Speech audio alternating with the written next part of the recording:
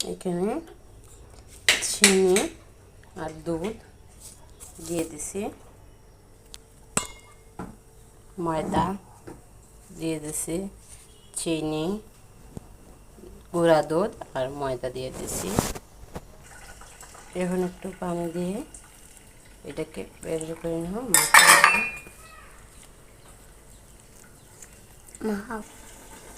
দেখুন বেড়াটা কতটুকু ঘন হচ্ছে, এইরকম ঘন। কড়াইয়ের মাঝে দিয়ে দিলাম একটু তেল। তেল দেওয়ার পরে এটাতে দিয়ে দেবো একটা ডিম দিয়ে দিচ্ছি। তেলটা একটু গরম হওয়ার পরে ডিমটা অল্প করে একটু উল্টিয়ে দিলেন।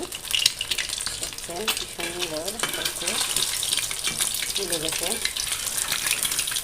ডিমটা ভালো করে কুক করে দেখেন আমি তেল থেকে তুলে নিচ্ছি। তুলে নিয়ে এটার মাঝে দিয়ে দিচ্ছি। এটা থেকে ভালো করে এইভাবে লাগিয়ে আবার তেলের মাঝে দিয়ে দেবো।